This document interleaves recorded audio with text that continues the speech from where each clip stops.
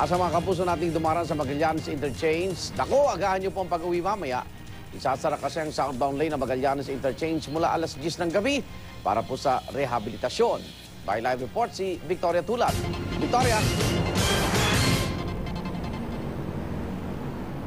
Igan, karaniwan tuwing Biyernes talagang sumisikip ang daloy ng trapiko dito sa EDSA. Pero mamaya, asahan daw na lalo pang babagal ang takbo ng mga sasakyan, partikular dito sa southbound. Dahil nga isasara itong Magallanes Interchange southbound. Sasailalim kasi ito sa rehabilitasyon. Simula mamayang alas 10 ng gabi hanggang alas 5 ng madaling araw sa Lunes, hindi muna padaraanin ang mga sasakyan sa isang bahagi ng southbound lane ng Magallanes Interchange sa Makati. Ito ay para maisaayos ng Department of Public Works and Highways o DPWH ang kalsada.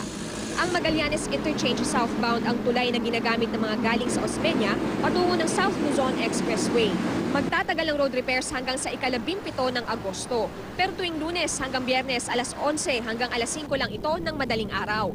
Isang lane lang din ang isasara para kumpunihin. Sa ganitong paraan, makadaraan pa rin daw ang mga sasakyan kapag weekday. Ayon sa DPWH, 167 million pesos ang aabutin ng rehabilitasyon ng Magallanes Interchange na taong 1975 pa itinayo. Kabilang sa mga gagawin ang paglalagay ng asfalto at retrofitting o pagpapatibay ng mga slab. Bilang alternatibo sa mga papunta sa South Luzon Expressway at Alabang, maaaring dumaan sa Osmeña Highway Magallanes Service Road.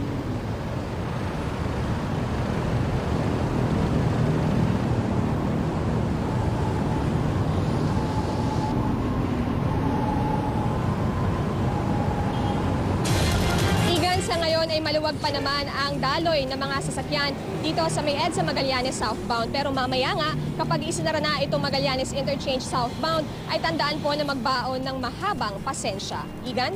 Maraming salamat, Victoria Tulat.